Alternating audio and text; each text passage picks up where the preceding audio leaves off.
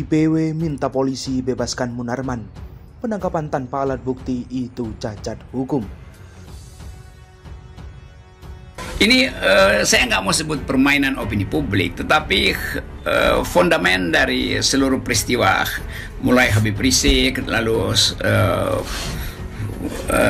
kilometer 50, akhirnya Munarman, ini betul-betul satu paket untuk pengendalian sebetulnya. Jadi sebelum segala macam opini berkembang, tentu kekuasaan dalam hal ini kepolisian berupaya untuk memfokuskan apa sebetulnya inti dari hiruk pikuk soal politik Islam tuh. Jadi dengan menahan Munarman, maka ada headline baru bahwa Munarman terlibat teroris, kan kira-kira itu. Walaupun kita belum masih berspekulasi, tapi ya cuman itu. Kan nggak bisa misalnya Munarman terlibat korupsi maka ditahan, Munarman terlibat buzzer, undang-undang ITE ditahan, pasti soal teroris. Dan ya besok udah pasti ada keterangan lebih jelas itu.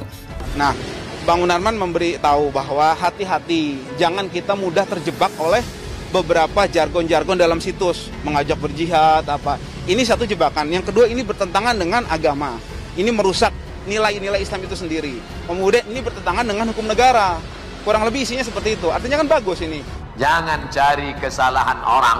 Al-insan, manusia, makanul khata, tempatnya salah, silap, lupa. Kalau mau dicari-cari manusia ini kesalahannya, ya salah semua. Hidungnya salah, pesek. Kulitnya salah, sawo matang hampir busuk. Rambutnya salah, sudah terlalu panjang, sudah banyak WA masuk, Ustadz kapan pangkas, nanti pulang dipotong. Semuanya salah, semuanya salah. Mau pakai baju putih, salah. Kita melihat masih dari gejala-gejala ataupun memang sudah terbukti dari kasus-kasus peristiwa mulai dari pilkada sampai pilpres yang belum selesai-selesai seperti ini.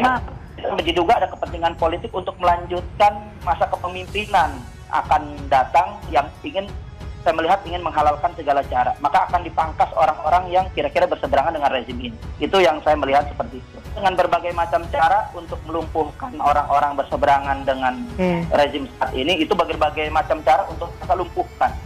Untuk pembusukan opini segala macam mereka lumpuhkan, untuk lawan-lawan politiknya dibungkam dengan menghalalkan segala cara. Itu cara-cara yang kita melihat, cara-cara kotor ya, cara-cara yang bukan sebagai negarawan sejati melakukan politik-politik kotor, mengkorbankan daripada anak-anak bangsa itu sendiri. Karena ini berbahaya, akan berhadapan terus diadu domba anak bangsa yang nggak selesai-selesai.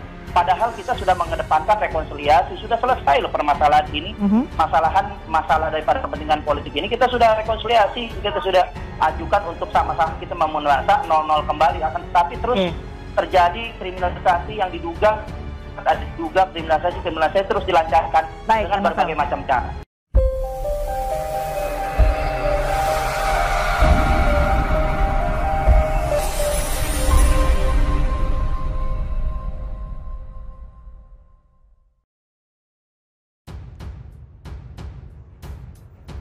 IPW minta polisi bebaskan Munarman. Penangkapan tanpa alat bukti itu cacat hukum.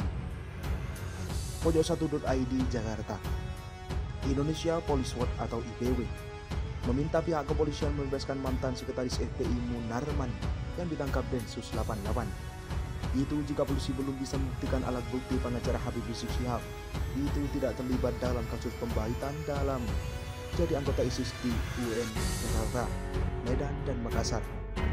Demikian disampaikan Ketua Presidium Indonesia Police Watch Neta SPN saat dihubungi Pojok1.id di Jakarta. IPW berharap Polri bekerjasama mengusut dan menuntaskan kasus Munarman, dan jika dua alat buktinya tidak cukup sebaiknya Munarman dibebaskan. Begitulah ungkapnya. Menurut Neta, dalam proses penangkapan seorang harus berdasarkan bukti buatan secara hukum. Begitu juga sebaliknya, jika penangkapan dilakukan tanpa berdasarkan bukti yang kuat, maka hal tersebut cacat hukum dan melanggar hukum. Penangkapan seseorang harus disertai dengan bukti permulaan yang cukup, tanpa itu penangkapan merupakan sebuah pelanggaran hukum dan wujud dari arogansi kekuasaan. Begitulah tanda Neta.